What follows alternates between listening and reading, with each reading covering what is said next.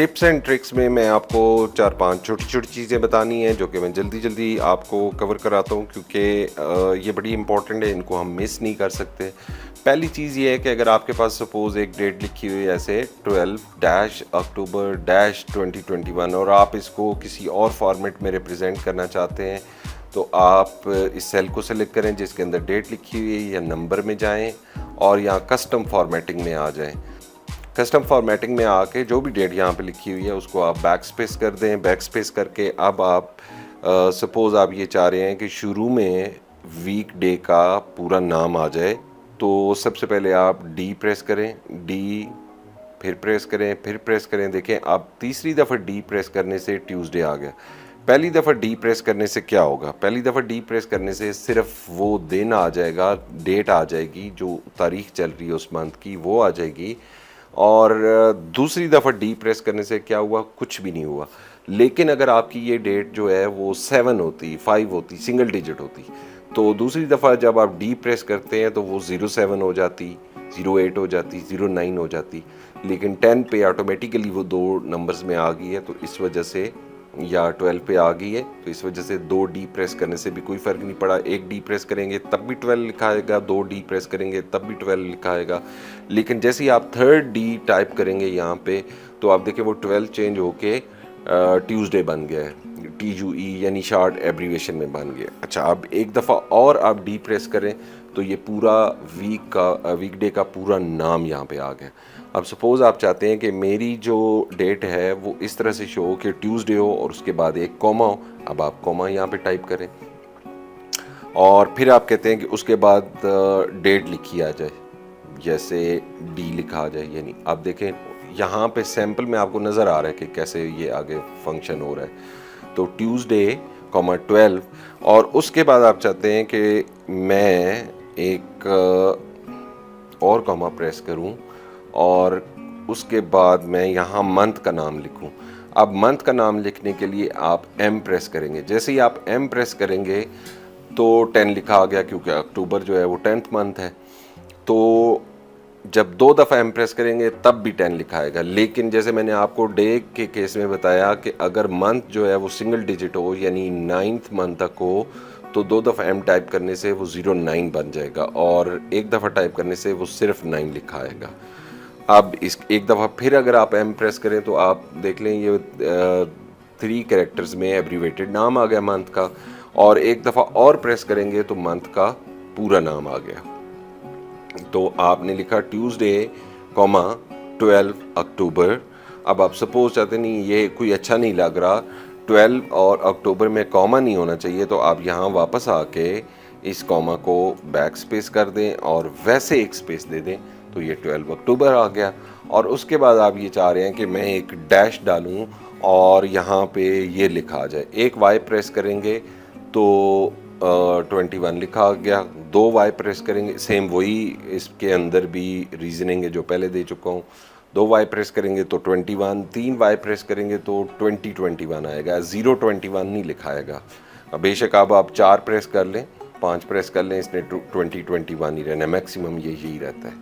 तो अब जब आप इसको ओके प्रेस करेंगे तो ये आपके पास जो आपने फॉर्मेटिंग की है उसमें ये डेट आपके पास आ गई। अब आप इसको ड्रैग वगैरह करेंगे तो जो ये कॉलम की थोड़ी सी बिट बढ़ा देते हैं, तो जो लेफ्ट लाइन जो आपने फॉर्मेटिंग की है उसी फॉर्मेटिंग पे वो कॉपी होता चला गया। अब इस कॉलम को डिलीट करते हैं। ये वाला आपको चीज़ समझ आ गई।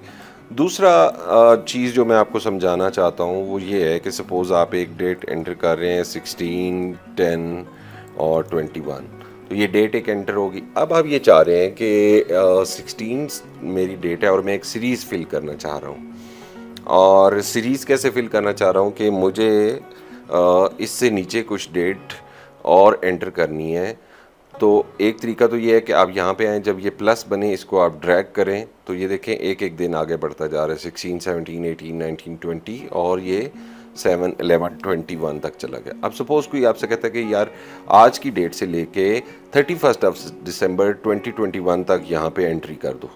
अच्छा, उस केस में भी आप फिर क्या करेंगे, आप इसको ड्रैग करते जाएंगे और चेक करते जाएंगे कि 31 दिसंबर 2022 आया है या नहीं आया। अगर नहीं आया तो आप और ड्रैग कर लेंगे, अगर ज़्यादा हो गया तो आप वापस जितना फालतू है उसको डिलीट कर देंगे। एक तो ये मेथड है, लेकिन ये मेथड कोई प्रैक्टिकली वायबल नहीं है, क्योंकि बाज़ दफ़ा कोई अगर आपको सपोज ये कह दे कि आप 2036 तक ये सारा बना के लो, तो फिर आप क्या करेंगे? ओके। दूसरा इसका ये है, इसके अंदर एक और प्रॉब्लम ये हो सकता है कि कोई आपको कह सकता है कि नहीं यार सिर्फ वीक डेज यहाँ पे लिख के लाओ, यानी कि सपोज ये 19 जो है ये सैटरडे को आ रहा है, तो ये नहीं आना चाहिए। सैटरडे और संडे मिस कर दो, स्किप कर दो, यानी 18 है, 18 के बाद 21 आए, तो ये एक और क्वेश्चन यहाँ पे रेज हो गया। तो ये किस तरह से हम करेंगे? तो एक डेट मैं यहाँ पे रहने देता हूँ जिससे मैंने स्टार्ट करना है, बाकी मैं डिलीट कर देता हूँ। इस चीज़ को समझाने के लिए पहले मैं आपको एक नंबर सिस्टम समझाता हूँ। नंबर सिस्टम कैसे है? सपोज आपने 1 लिखा है, इस सिंपल करने के लिए, ताकि आपको एक तो वो ट्रिक भी समझ आ जाए, दूसरा इसका फ़ायदा ये होगा कि बाज़ दफ़ा आपको नंबरिंग करनी है तो वो कैसे करनी है। अगर आपको कोई कहता है 1 से लेके 100 तक नंबरिंग कर लो, ऐसे नीचे की तरफ कॉलम के अंदर, या 1 से लेके 100 तक नंबरिंग कर लो रो के अंदर, तो फिर क्या करेंगे? फिर भी आपको यही करना पड़ेगा कि आप जब इसको ड्रैग करेंगे, एक को ड्रैग करेंगे तो कुछ नहीं होगा, लेकिन अगर आप यहाँ पे नीचे 2 भी लिखते हैं और इन दोनों को सेलेक्ट करते हैं, तो अब एक्सेल आपकी चीज़ों को पढ़ेगा कि अच्छा ये कोई गिनती लिख रहा है, क्योंकि इसने 1 लिखा है फिर 2 लिखा है, तो इसका मतलब है कि ये एक एक स्टेप से आगे जाना चाह रहा है। तो आप ये देखिए टूल टिप में नीचे यहाँ पे मैं 14 पे आ गया हूँ, 15 पे, तो इस तरह से आप जा सकते हैं, लेकिन हम उसको भी छोड़ देते हैं। अब ये 1 मैंने लिखा है, इस सेल को मैंने सिलेक्ट करना है। अब आप समझिएगा कि किस तरह से हम एक ट्रेंड क्रिएट कर सकते हैं एक्सेल के अंदर, एक सीरीज़ क्रिएट कर सकते हैं। उसका मेथड क्या होता है? आपने 1 लिखा, इस सेल को सिलेक्ट किया, होम की टैब में गए, होम की टैब में जाने के बाद आप यहाँ पर आएंगे, एडिटिंग वाले आप ग्रुप के अंदर आएंगे, यहाँ पर एक चीज़ आपको नज़र आएगी फिल। फिल के ऊपर जब आप क्लिक करें, इधर नहीं क्लिक करना, ये जो एरो इसके साथ डाउन एरो बना हुआ है, एरो हेड बना हुआ है, इस पर आपने क्लिक करना है। यहाँ पर एक चीज़ आएगी सीरीज़, सीरीज़ के ऊपर आपने क्लिक करना है। सीरीज़ के ऊपर जब आप क्लिक करेंगे तो ये छोटा सा एक डायलॉग बॉक्स आपके पास ओपन हो जाएगा। इसके 3 पोर्शन है वर्टिकली, इनको देखें, ये जो एंड पे चीज़ें ये बाद में देखेंगे। पहली चीज़ है सीरीज़ इन रोज़। अगर आप चाहते हैं कि आपका डाटा यूं रो के अंदर आए तो आपने ये सेलेक्ट करना है। अगर आप चाहते हैं कि आपका डाटा वर्टिकली यूं आए तो आपने कॉलम सेलेक्ट करना है। अभी हम चूँकि चाह रहे हैं ये 1 से लेकर 100 तक यहाँ वर्टिकली लिखा आ जाए, तो हम ये सेलेक्ट कर लेंगे। ओके हो गया। दूसरी चीज़ जो है कि टाइप क्या है, लीनियर है, ग्रोथ है, डेट है, ऑटोफिल है, ये किस तरह से करना है, इसको फ़िलहाल छोड़ दें क्योंकि हम अपने मेन टॉपिक से हट जाएंगे। नीचे आपके पास आ गया ट्रेंड। ट्रेंड को भी फ़िलहाल कर, क्योंकि ट्रेंड हम करेंगे तो यहाँ से फिर हम उसको लीनियर उस तरह से बनाएंगे। लेकिन स्टेप वैल्यू क्या है? स्टेप वैल्यू क्या है कि आप कितने डिफरेंस से आगे जाना चाह रहे हैं। आप कहते हैं मैं 1 के डिफरेंस से आगे जाना चाह रहा हूँ, और स्टॉप वैल्यू जो है वो मेरी 100 है। तो ये आप जब करेंगे, इधर ये ध्यान रखना है कि आपने वो सेल सेलेक्ट किया हो जिसके आगे आपने सीरीज़ चलानी है। अब मैं एक्सेल को क्या समझा रहा हूँ इस डायलॉग बॉक्स के थ्रू, मैं कह रहा हूँ कि ये एक नंबर लिखा हुआ है, मैं चाह रहा हूँ कि आप एक स्टेप आगे जाएं नीचे, और फिर अगले सेल में एक और स्टेप आगे चले जाएं, क्योंकि मैंने कॉलम सेलेक्ट किया हुआ है। उससे अगले में एक और चले जाएं, और चलते जाएं अनलेस, जब स्टॉप वैल्यू का मतलब है कि जब आप 100 तक पहुँचेंगे। अच्छा, जब मैं इसको क्लिक करूंगा तो ये देखें उसने सारी काउंटिंग लिख दी 1 2 3 और 100 पे आके रुक गया। अब इसी को थोड़ा सा मॉडिफाई करके देखते हैं। दोबारा हम 1 लिखते हैं। 1 लिख के मैं दोबारा फिल पे क्लिक किया, सीरीज पे क्लिक किया, और अब स्टेप वैल्यू जो है वो मैं 2 कर देता हूँ, और स्टॉप वैल्यू जो है वो मैं दोबारा 100 कर देता हूँ, और यहाँ पे मैं कॉलम सेलेक्ट कर लेता हूँ। अब मैं जब ओके प्रेस करूंगा, इसको ज़रा गौर से देखिएगा, स्टेप वैल्यू 2 से मुराद क्या है कि किस तरह एक्सेल उसको लेगा।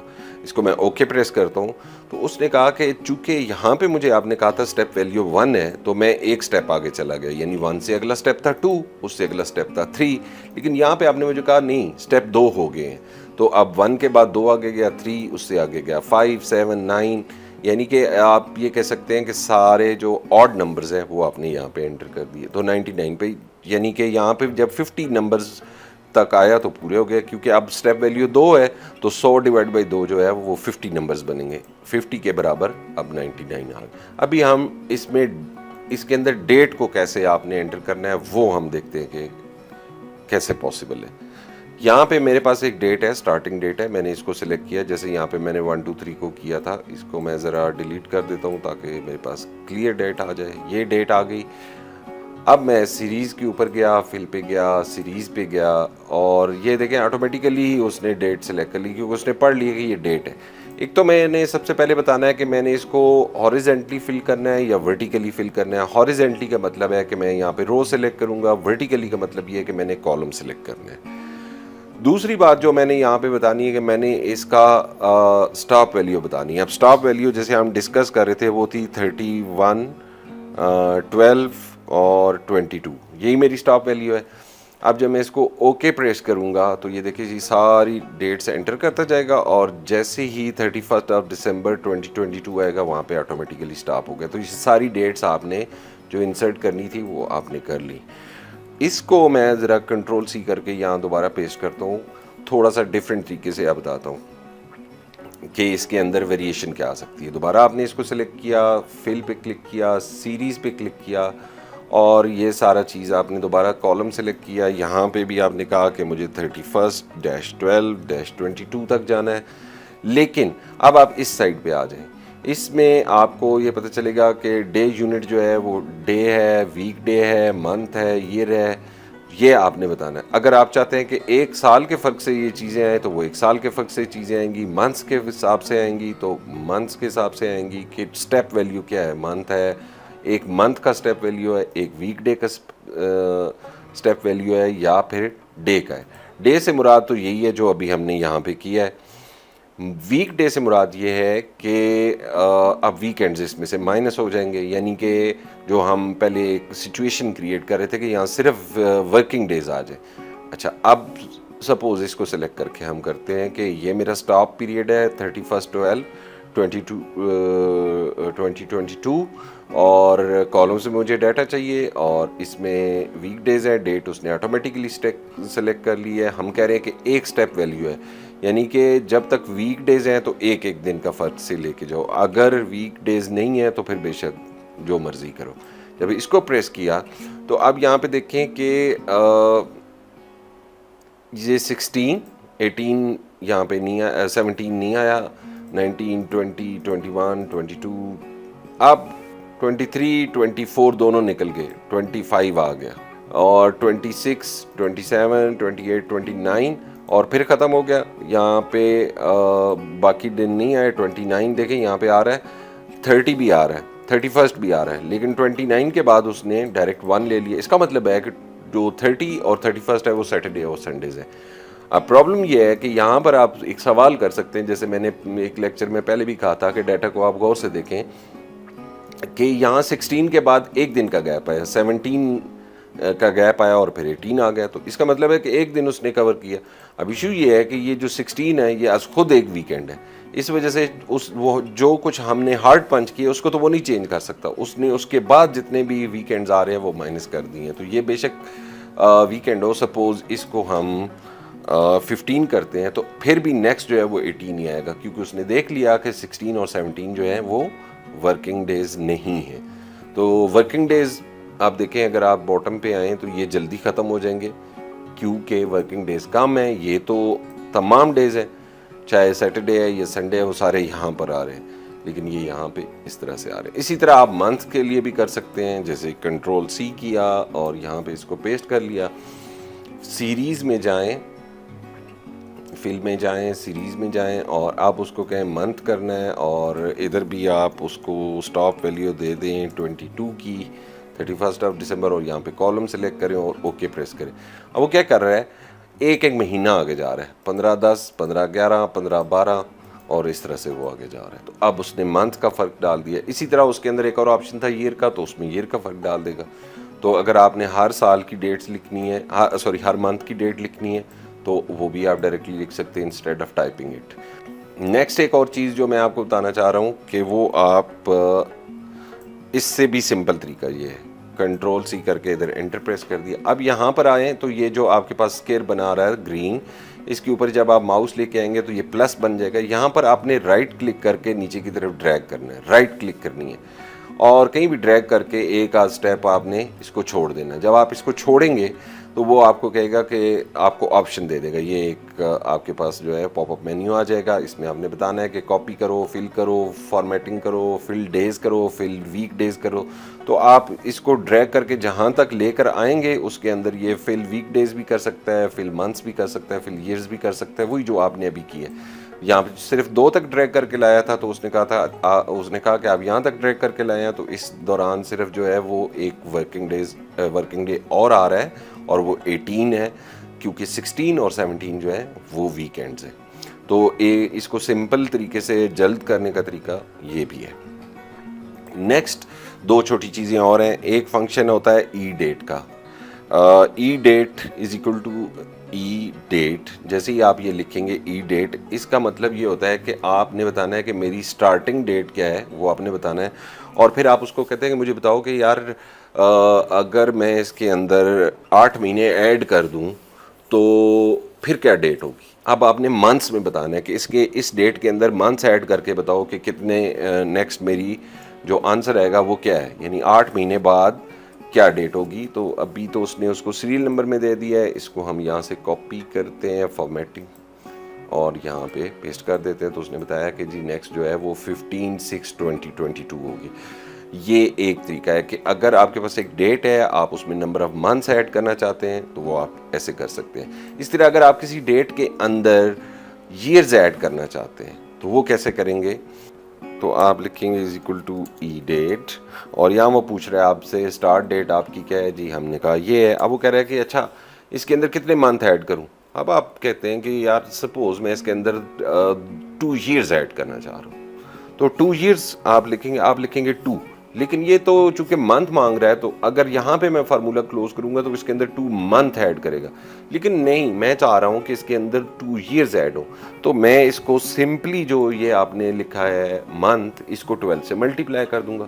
इसका मतलब है कि 2 ईयर्स में 24 मंथ्स होंगे, 2 मल्टीप्लाइड बाई 12। तो जब आप इसको ये करेंगे तो वो आपको वो डेट दे देगा जो आज से 2 साल पहले की 2 साल बाद की होगी। तो आप यहाँ पे ये क्लिक करके ये कर सकते हैं। जिस तरह आप मंथ ऐड कर सकते हैं, इस तरह आप मंथ सब्ट्रैक्ट भी कर सकते हैं। मसलन ये डेट है 15/10/23, मैं चाहता हूँ इससे 8 महीने पहले क्या डेट होगी, तो मैं फिर वही is equal to E date वाला फार्मूला लगाऊंगा। मैं कहूँगा मेरी स्टार्ट डेट ये है, लेकिन अब मैं ट्रिक करूँगा एक्सेल को। अब मैंने 8 महीने आगे नहीं जाना, अब मैंने 8 महीने पीछे आना है। तो मैं उसको कहूँगा कि जी इसमें 8 महीने ऐड कर दो, लेकिन -8 कर दिया। जब -8 किया तो वो अब रिवर्स चलना शुरू हो जाएगा। इसको भी आप फॉर्मेट पे एंटर करके जब यहाँ पे लेकर आएंगे तो अब आप देखें कि 8 महीने इससे पीछे आया तो फरवरी के अंदर आ गया, क्योंकि यहाँ अक्टूबर था, यहाँ फरवरी था। साल तो सेम रहा, लेकिन 8 महीने वो पीछे आ गया। लास्ट एक और चीज़ जो मैं आपको बताना चाह रहा हूँ वो है is equal to end of month, EO month. EO month का मतलब होता है end of month. End of month का मतलब ये है कि आप कोई भी डेट उसको दे दें। सपोज ये डेट है, आप किसी मंथ का एंड देखना चाह रहे हैं कि इसमें आखिरी डेट इस महीने में क्या होगी, तो आप कहेंगे कि ये मेरी स्टार्ट डेट है। दूसरा वो पूछता है कि कितने मंथ्स आप आगे जाना चाह रहे हैं। मैं कह रहा हूँ नहीं, मैं सिर्फ इसी मंथ में ठहरना चाह रहा हूँ, इसलिए 0 लिख दिया। 0 लिखने का मतलब ये है कि वो मुझे बताएगा कि इस महीने में जो डेट आपने दी है उसके अंदर अगर मैं 0 मंथ ऐड करूं पहले तो 0 मंथ ऐड करूं और फिर ये देखूं कि इस मंथ का जो आंसर आ रहा है उसका मंथ एंड क्या है, तो उसका आंसर यहाँ पर आएगा। देखें ये आ गया 14। मैंने फॉर्मेटिंग कॉपी करनी पड़ रही है बार बार। तो अब वो ये कह रहा है कि इस मंथ में, चूंकि आप 15/10/2021 की बात कर रहे हैं, 15/10/2021 के अंदर जब 0 मंथ ऐड किया तो महीना तो 10 ही रहेगा। लेकिन आपने चूंकि मुझे ई डेट की बजाय एंड ऑफ मंथ कहा है, तो एंड ऑफ मंथ से मुराद ये है कि इस महीने का एंड जो है वो 31 तारीख को होगा। तो ये फंक्शन यूज करके आप किसी भी मंथ की लास्ट डेट कैलकुलेट कर सकते हैं। कैसे कि अगर आप सपोज कह रहे हैं कि ये एक मंथ है, ये डेट सारी लिखी हुई है, ये सारी डेट्स लिखी हुई हैं, ठीक है, और आप ये चाह रहे हैं कि मैं देखना चाह रहा हूँ कि इन मंथ्स में, या यहाँ पर आ जाते हैं ये जो मंथ लिखे हूँ, मैं चाह रहा हूँ कि इन मंथ की आखिरी दिन क्या होगा। अब किसी भी डेट में से जब आपने दिन निकालना हो तो आपको पता है कि उसका फंक्शन होता है डे, ठीक है। डे करके आप उसका सीरियल नंबर देते हैं तो वो बताता है कि ये 15 आ गए, ठीक है। लेकिन अब इस फंक्शन को हम थोड़ा सा चेंज करेंगे। कैसे चेंज करेंगे कि अब मैं उसको कहूँगा नहीं, मुझे एग्जैक्ट इस डेट का एग्जैक्ट डेट नहीं चाहिए, यानी 15 नहीं चाहिए, बल्कि मैं ये चाह रहा हूँ कि तुम इस मंथ के एंड पे जाओ, यानी एंड ऑफ मंथ जाओ, दिस कॉमा उसमें ज़ीरो ऐड कर दो, यानी मंथ ही रहेगा, और फिर मुझे बताओ कि क्या दिन बनता है। तो जब अब आप एंटर करेंगे, ये फंक्शन विद इन फंक्शन यानी नेस्टेड फंक्शन लगाया है। हो क्या रहा है कि पहले वो एंड ऑफ मंथ निकालेगा इसका, यानी 15, 10, 20 का एंड ऑफ मंथ निकालेगा। जाहिर सी बात अक्टूबर का महीना है तो 31 दिन होंगे, तो वो कहेगा जी 31/10/2021, इस पोर्शन का आंसर आएगा 31/10/2021। फिर जब वो उसमें से डे निकालेगा तो ऑफ कोर्स यहाँ पे 31 आंसर आएगा। 31 जो है वो यहाँ पे आंसर आ गया। अब इसको आप ड्रैग करें, बेशक नीचे ले आएं, हर एक में वो बता रहा है कि 11th जो महीना होगा यानी नवंबर में 30 डेज़ हैं, इसमें 31 है, जनवरी में फिर 31 है, ये फरवरी 22 में 28 डेज़ हैं, और ये हर एक मंथ के टोटल नंबर ऑफ डेज आपको यहाँ से पता चल गए कि क्या क्या है।